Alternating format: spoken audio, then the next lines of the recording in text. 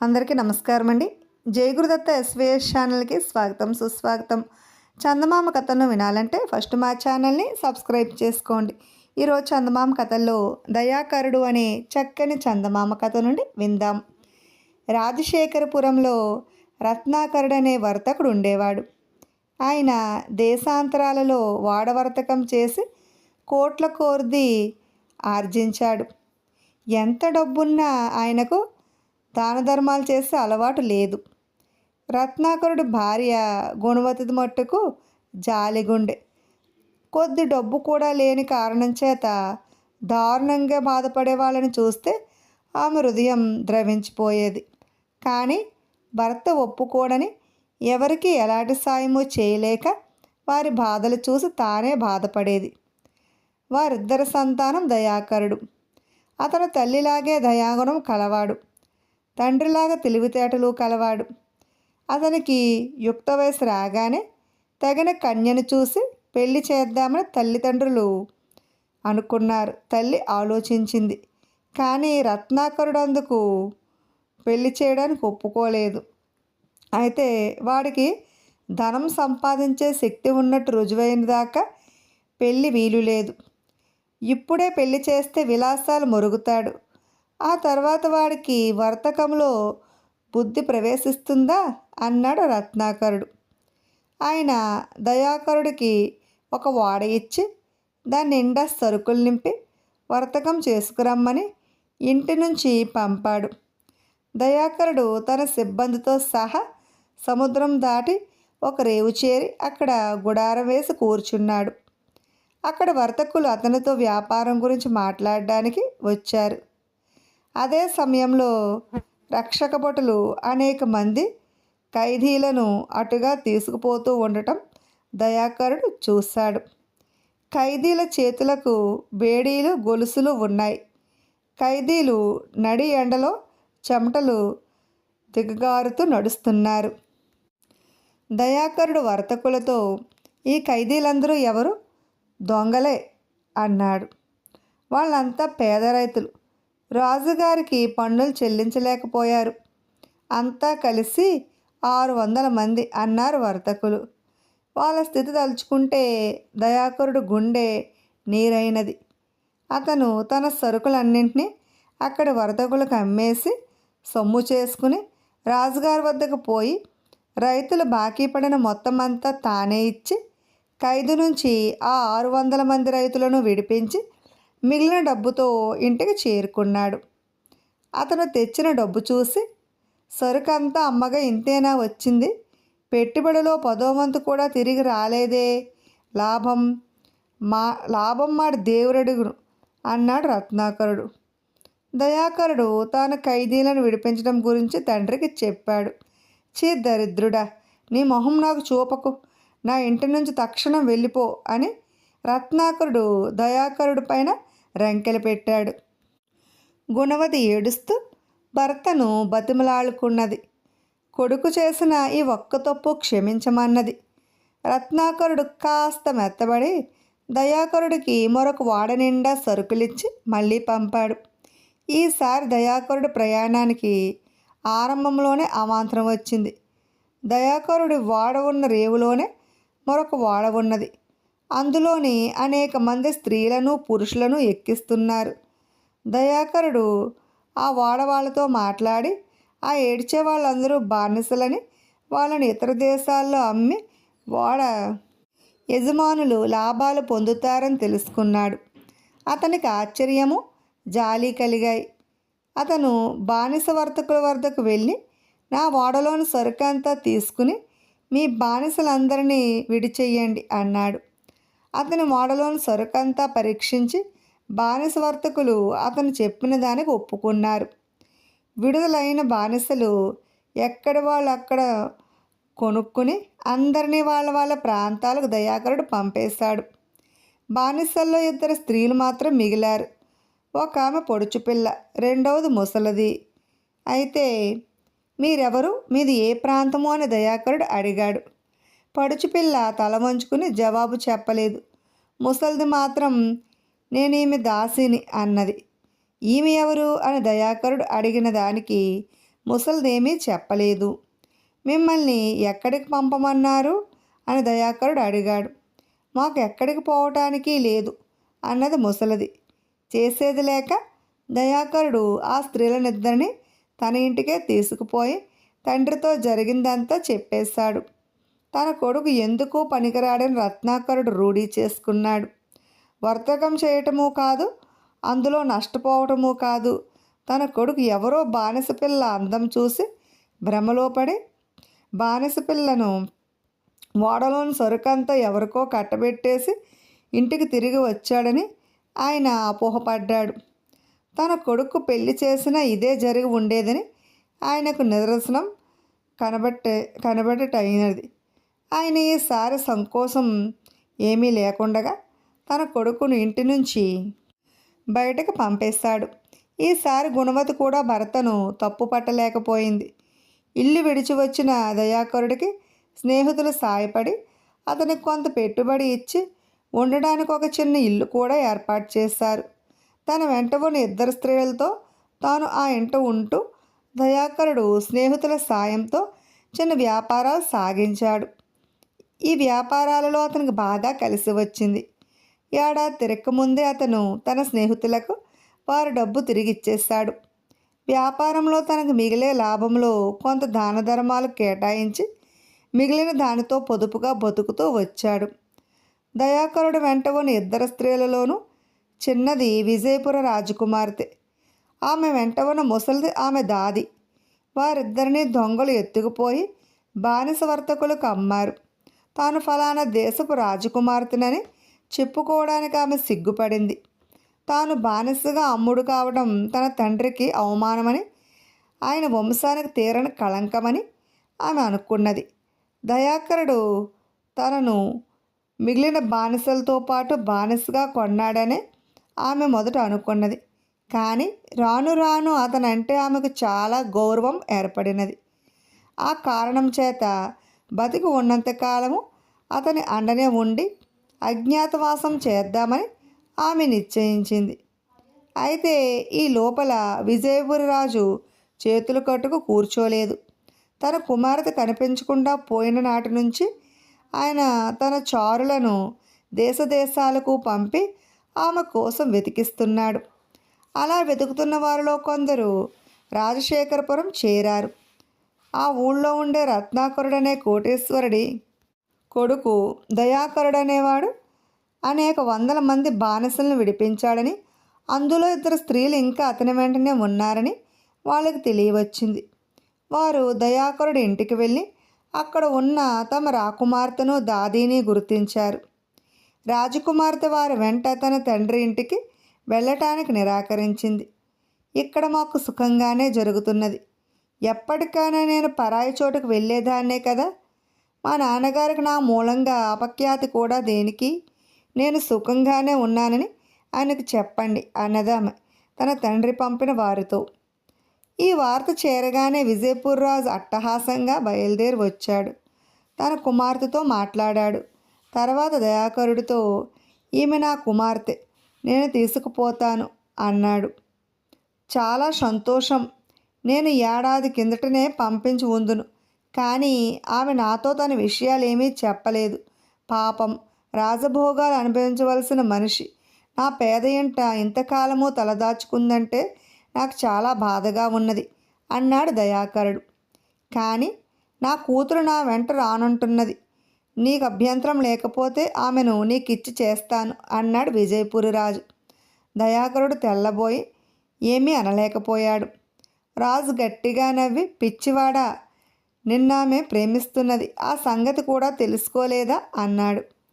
ఆయనే తండ్రి కొడుకులకు రాజీ చేసి తన కుమార్తె వివాహాన్ని రాజశేఖరపురంలోనే మహావైభవంగా జరిపించి కూతురికి అల్లుడికి అంతులేని కానుకలిచ్చి తిరిగి వెళ్ళిపోయాడు. ఇప్పుడు గొర్రెదాటు అనే మరో చక్కని చందమామ కథను విందాం. మందరగిరి రాజైన మందరవర్మకు ఒక నమ్మకం ఉండేది. తాను ఎంతో సమర్థతతో పరిపాలించడం వల్ల ప్రజలు విజ్ఞానవంతులై విచక్షణ జ్ఞానం కలిగి ఉండటం మూలంగా ప్రజా జీవితం శాంతి సౌఖ్యాలతో తొలదూకుతున్నదని మందరవర్మ తరచు అనేవాడు. ఈ మాట విని విని విసుగెత్తి మంత్రి, మహారాజా, ప్రజలలో విజ్ఞానము విచక్షణాజ్ఞానము ఉండడం చేత దేశంలో శాంతి సౌఖ్యాలు నెలకొనలేదు.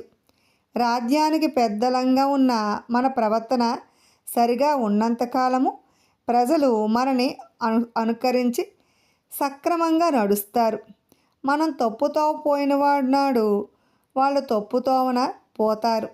అంతా గొర్రెదాటు అన్నాడు. ప్రజలది గొర్రెదాటు అన్నందుకు, తన మాటను తోసిపుచ్చినందుకు కూడా రాజుకు మంత్రి పైన ఆగ్రహం వచ్చింది. ప్రజలది గొర్రెదాటు మనస్తత్వం అని రుజువు చెయ్యి, నీకు 6 మాసాలు గొడవిస్తాను, గొడవ లోపల రుజువు చేయకపోతే నీ తల తీయిస్తాను అన్నాడు రాజు. మంత్రి రాజభవనం నుంచి తిన్నగా చెరసాలకు వెళ్ళి మరనాడే విడుదల కాబోతున్న ఖైదీ ఎవడో తెలుసుకుని వాడితో ఏకాంతంగా మాట్లాడి ఇంటికి వెళ్ళిపోయాడు. 10 సంవత్సరాలు కారాగృహంలో గడిపిన ఖైదీ మరనాడు తెల్లవారుజామునే విడుదలవుతూనే సన్యాసి వేషం వేసుకుని రాచనగరకు కొంత దూరాన ఒక చెట్టు కింద కళ్ళు మూసుకుని పద్మాసనం వేసుకుని కూర్చున్నాడు. కొంచెం పొద్దెక్కేదాకా ఆగి మంత్రి నగర పర్యవేక్షణ చేసే వంక పెట్టుకుని అటుగా కొద్ది మంది భటులతో వచ్చి సన్యాసికి పాదాభివందనం చేశాడు. దారిన పోయే జనం ఇదంతా చూసి సన్యాసికి దన్నాలు పెట్టుకుని తోచిన కానుకలు కూడా అర్పించి తమ దారిన పోతూ, మంత్రిగారు ఆయన పాదాలు పట్టుకున్నారంటే మహాత్ముడు అయి ఉండాలి అని చెప్పుకోసాగారు. సన్యాసి వార్త మంత్రిగారి భక్తి నగరంలోకి పాకాయి. నగరంలో నుంచి ప్రజలు చిన్న చిన్న గుంపులుగా సన్యాసిని చూడటానికి రాసాగారు. ప్రజల మొక్కుబళ్ళు జాస్తి అయ్యాయి. రాజభవనం నుంచి కూడా నౌకరులు వీలు చూసుకుని సన్యాసి దర్శనార్థం బయలుదేరారు. సంగతి రాజుగారి దాకా వెళ్ళింది. రాజు మంత్రితో, విన్నావా, మన నగరానికి ఎవరో మహాత్ముడు వచ్చాడట అన్నాడు. చిత్తం, నేను వారి దర్శనం కూడా చేసుకున్నాను. వారి ముఖాన బ్రహ్మ తేజస్సు తాండవిస్తున్నది అన్నాడు మంత్రి. అయితే మనం కూడా వారి దర్శనం ఒకసారి చేస్తాం అని రాజు బ్రహ్మాండమైన పరివారాన్ని వెంట పెట్టుకుని వెళ్ళి చెట్టు కింద సన్యాసిని దర్శించి నమస్కరించి వచ్చాడు. దాంతో సన్యాసిని చూసేవాళ్ళు తొండాలయ్యారు. దేశం అన్ని మూలల నుంచి జనం తీర్థయాత్రగా రాసాగారు. సన్యాసి చుట్టూ కొందరు బ్రాహ్మణ భర్తులు చేరి చూడవచ్చే భక్తులను శాసిస్తున్నారు. ఒక వారం గడవనిచ్చి మంత్రి రాజుతో రహస్యంగా, మహారాజా, గొప్ప పొరపాటు జరిగిపోయింది. చెట్టు కింద సన్యాసి ఎటో పారిపోయాడు. నేను విచారించగా వాడు మన కారాగృహంలో 10 ఏళ్ళు శిక్ష అనుభవించినట్టు తెలిసింది అన్నాడు. ఆ తర్వాత రాజు మంత్రి చెప్పిన గొర్రెదాటు మనస్తత్వం గురించి ప్రస్తావించనే లేదు. ఇప్పుడు వింత అపజయమనే మరో చక్కని చందమామ కథను విందాం. పట్టు వదలని విక్రమార్కుడు చెట్టు వద్దకు తిరిగి వెళ్ళి చెట్టుపై నుంచి శవాన్ని దించి భుజాన వేసుకుని ఎప్పటిలాగే మౌనంగా శ్మశానం కేసు నడవసాగాడు. అప్పుడు శవంలోని బేతాళుడు, నీ సామర్థ్యాన్ని శంకించడం కాదు కానీ జయాపజయాలను బట్టి శక్తి సామర్థ్యాలు నిర్ణయించడం సాధ్యం కాదు. అందుకు తార్కాణంగా నీకు వైశాలి రాజకుమార్తె కోలయేశ్వరి కథ చెబుతాను, శ్రమ తెలియకుండా విను అంటూ ఇలా చెప్పసాగాడు. వైశాలి రాజుకు లేక ఒక కుమార్తె కలిగింది. కూతురైనా కొడుకైనా ఆమెననుకుని తన అనంతరం ఆమె రాజ్యపాలన చెయ్యాలనే ఉద్దేశంతో రాజు తన కుమార్తెకు కువలయేశ్వరి అని పేరు పెట్టి ఆమెకు చిన్నతనం నుంచే యుద్ధ విద్యలు దీక్షగా నేర్పించాడు. ఒక వంక అశ్వారోహణ, విలువిద్య, కత్తిసాము మొదలైన విద్యలు నేర్చుకుంటూ మరో వంక ఆమె రాజ్యపాలన, మంత్రాంగము, నీతి శాస్త్రాలు అభ్యసించి అన్నింటా ఉత్తీర్ణురాలైనది. కువలయేశ్వరికి యుక్త వయసు రాగానే ఆమెకు వివాహం చెయ్యాలని సంకల్పించాడు రాజు.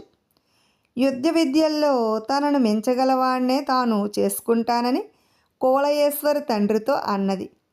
రాజు అందుకు సమ్మతించి స్వయంవరం ఏర్పాటు చేసి నానా దేశపు రాజకుమారులకు ఆహ్వానాలు పంపాడు. స్వయంవరానికి అనేక మంది రాజకుమారులు వచ్చారు. అందులో చాలామంది రాజకుమార్తెతో పోటీకి తయారై వచ్చారు. అందరి ఎదుట రాజకుమార్తె తనకు గల శక్తులన్నింటినీ ప్రదర్శించింది. కొత్తగా తెచ్చిన అడవి గుర్రాలను ఆమె అదుపు చేసి వాటి మీద స్వారీ చేసింది. తన విలువిద్యను రకరకాలుగా ప్రదర్శించింది. ఈ ప్రదర్శనలన్నింటా ఆమెకున్నంత సామర్థ్యం తమకు కూడా ఉన్నట్టు నిరూపించుకున్న వాళ్ళు చివరి పరీక్షగా ఆమెను కత్తి యుద్ధంలో ఓడించాలి. అలా ఓడించిన వాడిని ఆమె పెళ్ళాడుతుంది. కొందరు అడవి గుర్రాలను మచ్చక చేయలేకపోయారు. మరికొందరు విలువిద్యలో శబ్దవేది, మత్స్యయంత్రం మొదలైన వాటిలో అపజయం పొందారు. ఒకరిద్దరు మాత్రం వీటినన్నింటా ప్రావీణ్యం చూపి కత్తి యుద్ధంలో కులయేశ్వరికి ఓడిపోయారు. కానీ మంగళాపురం రాజకుమారుడు రాజశేఖరుడు అనేవాడు అన్ని విద్యల్లోనూ రాజకుమార్తెతో సమానుడనిపించుకోవటమే కాక కత్తి యుద్ధం చేస్తూ రాజకుమార్తె చేతి నుంచి కత్తిని ఎగరగొట్టేశాడు. కువలయేశ్వరి ఓడిపోయి తల వంచుకున్నది. అందరూ హర్షధ్వాన్యాలు చేశారు. పందెములో నెగ్గినవాడు రూపవంతుడు, యువకుడు కావటం రాజుకు కూడా పరమానందమైనది. ఆయన కువలయేశ్వరితో, అమ్మ, అతని మెడలో వరమాల వెయ్యి అన్నాడు. రాజశేఖరుడు చెయ్యెత్తి రాజును వారిస్తూ, కొంచెం ఆగండి, ఈ పోటీల్లో ఇంతవరకు పాల్గొనని వాళ్ళు ఇంకా చాలామంది ఉన్నారు. వారిలో ఎవరైనా నన్ను కత్తి యుద్ధంలో ఓడించగలిగినట్టయితే ఈ విజయం అబద్ధమవుతుంది. అందుచేత ఇష్టమున్నవారు నాతో కత్తి యుద్ధం చేయవచ్చు అన్నాడు. అతనితో కత్తి యుద్ధం చేయడానికి ఇద్దరు ముగ్గురు ముందుకు వచ్చి అతని చేతిలో ఓడిపోయారు. ఇంతలో చీకటి కూడా పడిపోయింది. కార్యక్రమాన్ని మరునాటికి వాయిదా వేసి అందరూ బసలకు వెళ్ళిపోయారు. మరునాడు ఉదయం అందరూ సమావేశమైనప్పుడు రాజశేఖరుడు తనతో కత్తి యుద్ధానికి వచ్చేవారిని ఆహ్వానించాడు. తేజవర్మ అనే రాజపుత్రుడు ముందుకు వచ్చాడు. ఇద్దరూ కత్తి యుద్ధం చేశారు. కొద్దిసేపట్లోనే రాజశేఖరుడు తేజవర్మ చేతిలో ఓడిపోయాడు. ప్రేక్షకులు ఆహాకారాలు చేశారు. రాజశేఖరుడు పెట్టిన నియమం ప్రకారం అతన్ని ఓడించినవాడు కువలయేశ్వరిని పెళ్ళాడవచ్చు. రాజు తన కుమార్తెతో తేజవర్మ మెడలో వరమాల వేయమన్నాడు. కానీ తేజవర్మ రాజును వారించి కత్తి యుద్ధంలో రాజకుమార్తెను ఓడించిన వాడే ఆమెను పెళ్ళాడాలని నియమం ఏర్పాటు చేశాడు. నేను రాజకుమార్తెను ఓడించలేదు, అందుచేత నేను ఆమెను పెళ్ళాడటం నియమ విరుద్ధం అవుతుంది అని అభ్యంతరం తెలియపరిచాడు. రాజుకు చిరాకు వేసింది. అలా అయితే నువ్వు రాజకుమార్తెతోనే యుద్ధం చెయ్యి అన్నాడాయన తేజవర్మతో. తేజవర్మ కువలయేశ్వరి కత్తి యుద్ధం చేశారు. తేజవర్మ ఓడిపోయాడు. రాజశేఖరుడే పందెంలో గెలిచినట్టు ప్రకటించి రాజుగారు తన కుమార్తెను అతడికిచ్చి వైభవంగా పెళ్లి చేశాడు. బేతాళుడి కథ చెప్పి, రాజా, ఈ కథలో నాకు కొన్ని విషయాలు అంతుపట్టడం లేదు. రాజకుమార్తెను కత్తి యుద్ధంలో ఓడించిన రాజశేఖరుడు అంతటితో తృప్తిపడి ఆమెను పెళ్ళాడక మిగిలిన వాళ్లను కత్తి యుద్ధానికి ఎందుకు ఆహ్వానించాడు? అతను ఓడించిన తేజశర్మ అయిన రాజకుమార్తెను పెళ్ళాడక పేచీ పెట్టి రాజకుమార్తెతో మళ్ళీ ఎందుకు కత్తి యుద్ధం చేశాడు? చేసినవాడు ఎలా ఓడాడు? రాజశేఖరుడు, తేజవర్మ, రాజకుమార్తె కూడా కత్తి యుద్ధంలో ఒకరినొకరు ఓడించారు కదా. వీరిలో నిజంగా ఎవరు గొప్ప అనేది ఎలా తెలుసుకోవటం? ఈ అనుమానాలకు సమాధానాలు తెలిసి కూడా చెప్పకపోయావో నీ తల పగిలిపోతుంది అన్నాడు. దానికి విక్రమార్కుడు, ఈ కత్తి యుద్ధాలన్నీ బూటకంగానే కనబడుతున్నాయి. రాజశేఖరుడు అందగాడు. రాజకుమార్తె కావాలనే అతని చేతిలో ఓడిపోయింది. అతనికి రాజకుమార్తెను పెళ్ళాడాలని లేదు. అందుచేత అతను మరెవరి చేతనైనా ఓడిపోదామని ఇతరులను ఆహ్వానించాడు. ఒకరిద్దరు వచ్చారు కానీ వారు అతనికి ఓడే అవకాశం ఇవ్వక తామే ఓడారు. తేజవర్మ ఏమరపాటున ఉండి రాజశేఖరుని ఓడిపోనిచ్చాడు. తీరా గెలిచాక అతనికి రాజకుమార్తెను పెళ్ళాడవలసి వస్తుందని భయం పట్టుకున్నది. అందుచేత రాజకుమార్తెతో కత్తి యుద్ధం చేస్తానన్నాడు. ఆమె అదివరకే రాజశేఖరుని వరించి ఉన్నట్టు స్పష్టమైనది కనుక ఆమె తన చేతిలో ఓడదని అతనికి తెలుసును. అందుచేత అతను ఆమె చేతిలో సులువుగా ఓడాడు.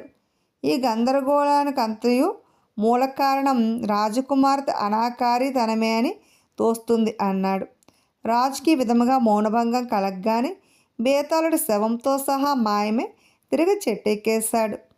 విన్నారు కదండి. ఇటువంటి చక్కని చందమామ కథలను వినాలనుకుంటే ఫస్ట్ మా ఛానల్ని సబ్స్క్రైబ్ చేసుకోండి. బెల్ ఐకాన్ క్లిక్ చేయండి. మేము చేసిన ప్రతి వీడియో చూడాలనుకుంటే బెల్ ఐకాన్ క్లిక్ చేసుకోవడం మర్చిపోకండి. Thanks for watching. అలాగే లైక్ చేయండి, షేర్ చేయండి, మీ అభిప్రాయాన్ని కామెంట్స్ రూపంలో పంపించండి. Thanks for watching.